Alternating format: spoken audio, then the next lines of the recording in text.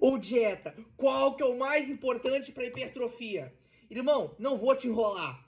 Pô, na minha opinião, e a gente vai ver o porquê disso, é o treino. Treino é o estímulo. Sem o estímulo mecânico, não existe hipertrofia. O treino, ele acende as variáveis internas, ele possibilita o uso do total calórico que você está ingerindo para a construção de muscles, construção de tecido contrátil, a actina miosina, actina e miosina. Perfeito? Mas bom, então eu posso arregaçar na dieta? Não, ninguém falou isso. São escalas de grandeza. Vamos respeitar a hierarquia. É disso que estamos falando por aqui. Não é porque o treino é o mais importante que a dieta pode ser de qualquer jeito. Não. Todos fazem parte do processo de hipertrofia. Todos têm a sua importância. Entenda isso. Apesar de existir uma hierarquia, o processo requer todas as engrenagens para o bom funcionamento. E a gente vai ver cada um desses tópicos. Perfeito? Vamos lá. Esse aqui é o estudo que nos mostra as variáveis dentro dos protocolos que regem a hipertrofia e a magnitude de sua importância. Emílio, esse quadrado vermelho gigante, escrito variáveis internas, é maior que o quadradinho azul, que é o treino resistido. É por isso que eu falei que o treino é o mais importante na minha opinião, entendeu? Eu deixei bem claro isso. Esse estudo aqui, ele traz que as variáveis internas são as mais importantes. E a gente vai rebater isso. Juntos!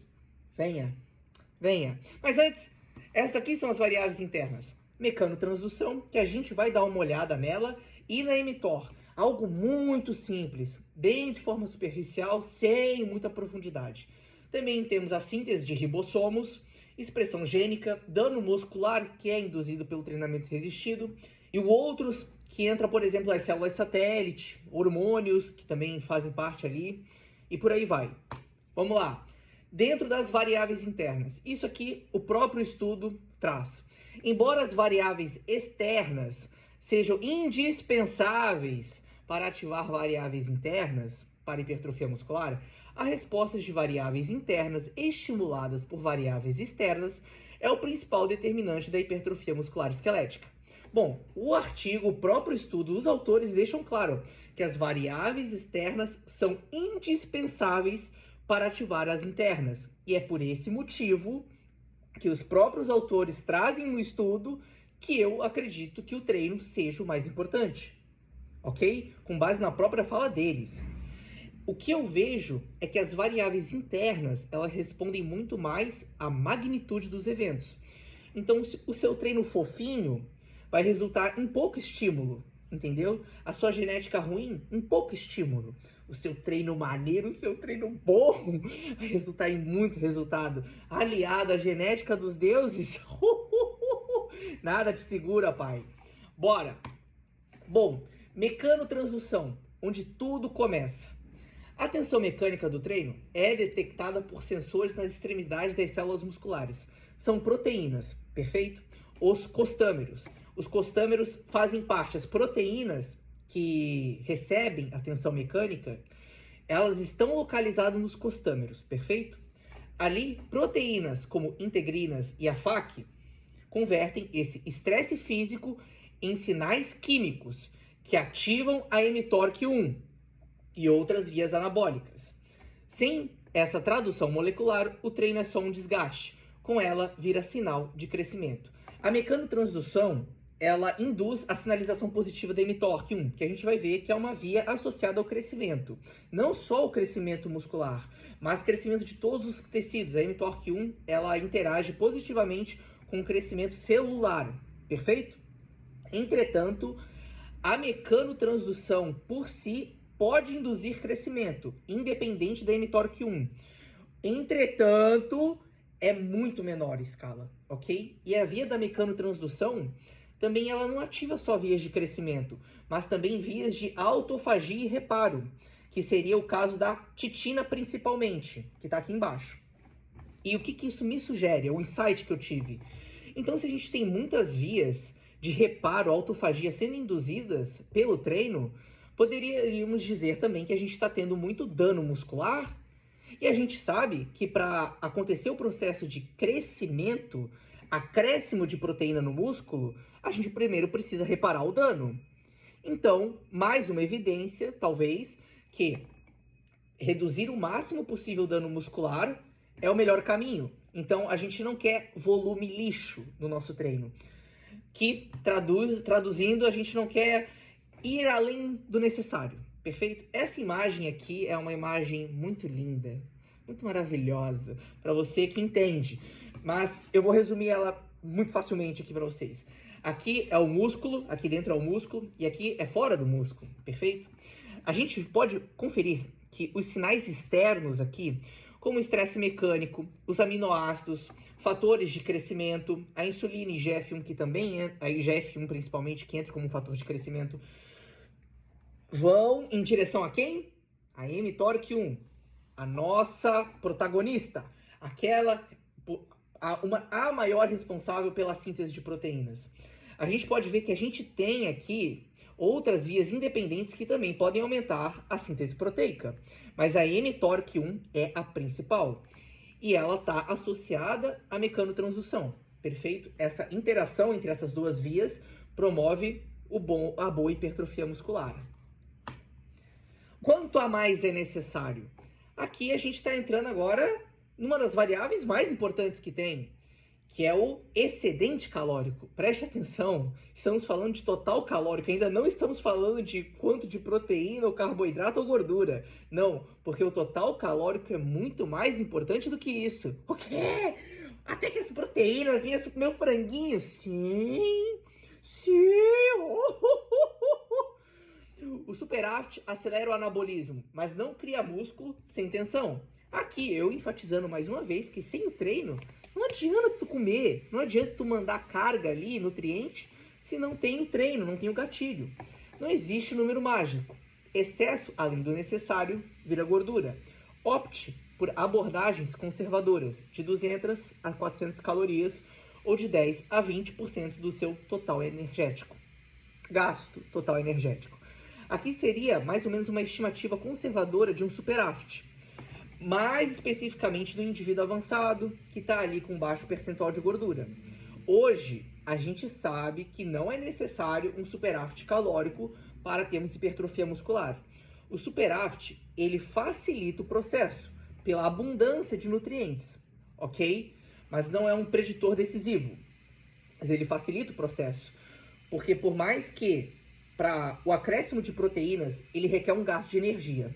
Mas esse gasto, ele varia muito, muito. A gente tem mais ou menos a noção do que seria o padrão, mas todos nós temos individualidades biológicas. E essas individualidades podem ou não interferir nesse gasto.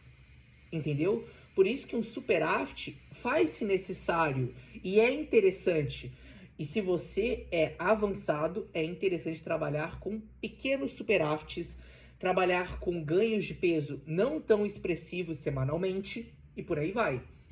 Déficit leve ou ISO ainda permite ganhos, se o treino e os macros estiverem em ordem, mas a restrição severa ou excesso de nutrientes canibaliza os resultados.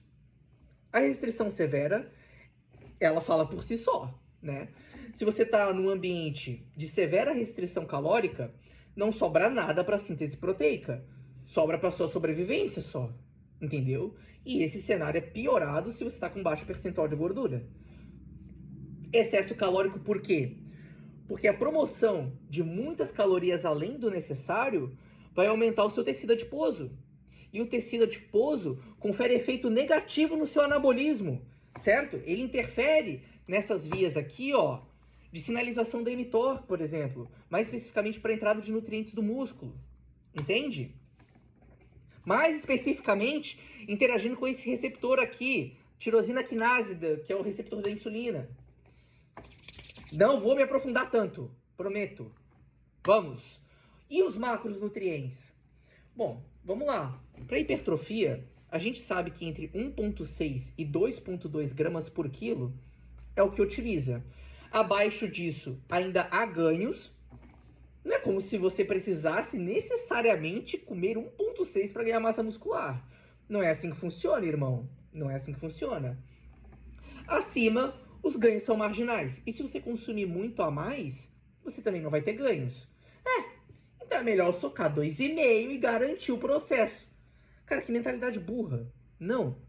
Se você está em superávit calórico, automaticamente você já está favorecendo o processo anabólico. Aumentar o consumo de proteínas para um 2,5 em superávit calórico pode ser válido? É uma questão que eu vim pensando e talvez seja para quem? Para aquele indivíduo que gasta demais. Para aquele cara que tem o gene gastador. Por quê? Porque o aumento no consumo de proteínas confere uma diminuição de um hormônio associado ao gasto energético basal, que é o FGF21. Quando a gente tem uma ingestão baixa de proteínas, isso eu me refiro a 1 grama por quilo, tá? Não é nem nessa faixa aí. A gente tem um aumento desse hormônio que promove maior gasto energético. Ele pode ser muito útil, por exemplo, no cenário da obesidade. Então, esse pode ser um dos motivos, uma das justificativas de você não querer colocar proteína alta para quem está acima do peso. Mas ele pode atrapalhar aquele cara que está começando e que tem muita dificuldade de ganhar peso. Então, talvez, utilizar quantidades maiores de proteína nesse cenário seja interessante. Entretanto, você não pode comprometer de forma alguma os carboidratos, tá bom? Não comprometa eles. Os carboidratos são nossa fonte primária de energia, a mais utilizada ali no exercício físico resistido. O nosso glicogênio, as explosões, são eles. A gente quer eles em máxima, a gente quer o bom uso deles, entende? É o substrato energético que vai promover o estímulo para que você tenha o tecido contrátil. As proteínas nesse cenário de superávit, mais um motivo aqui para você não se ficar bitolado com isso, é que elas naturalmente vão ser enviadas para esse processo de hipertrofia. Porque o uso das proteínas como substrato energético é muito custoso. É muito custoso. Então, quando você já tem a abundância de nutrientes, elas vão fazer as suas características básicas, suas funções básicas, entende? E, talvez você não saiba, mas vai saber agora, 0,8 gramas por quilo de proteína é o suficiente para você se manter bem, saudável e tudo mais.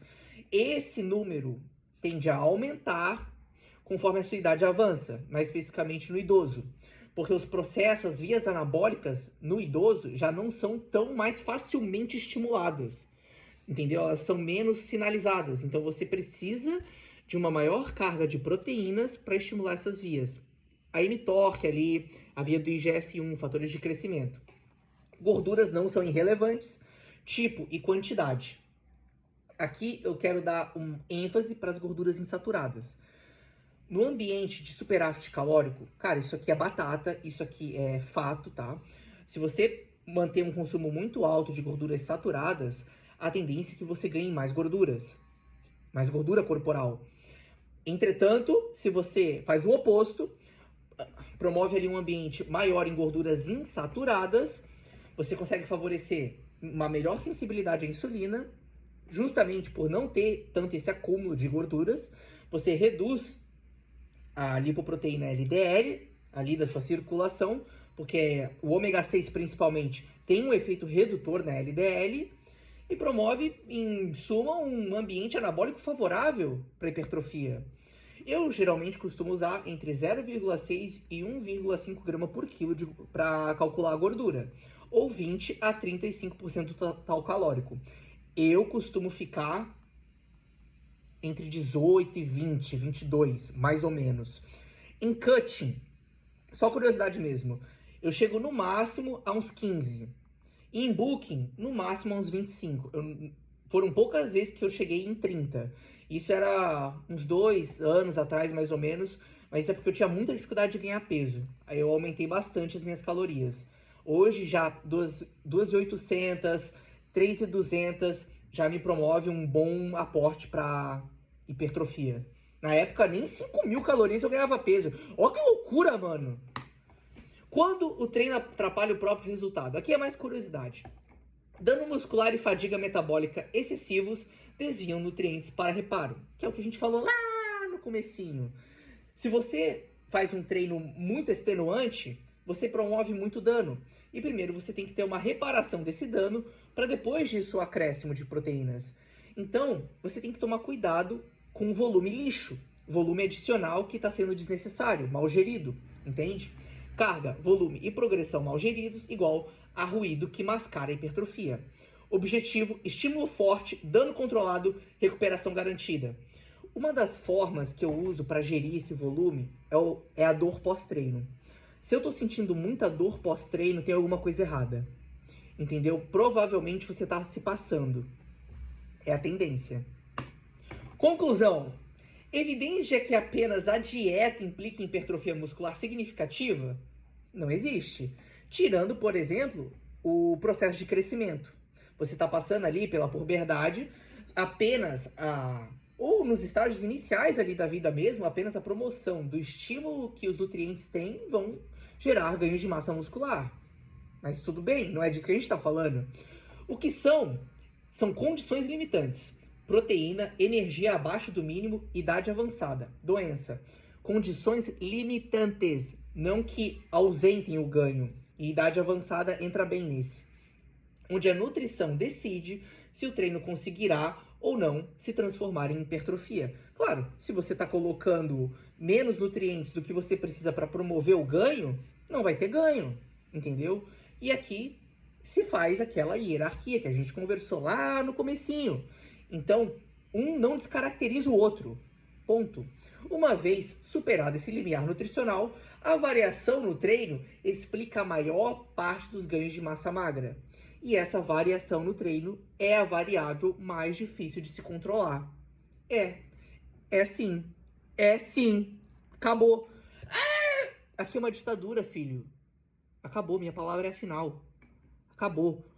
Se inscreve, deixa o like, comenta se você quer fazer parte dessa ditadura. Tamo junto. E aqui as referências dos 3 artigos que eu usei. Não se acostumem com referências por aqui. Não se acostumem com referências por aqui.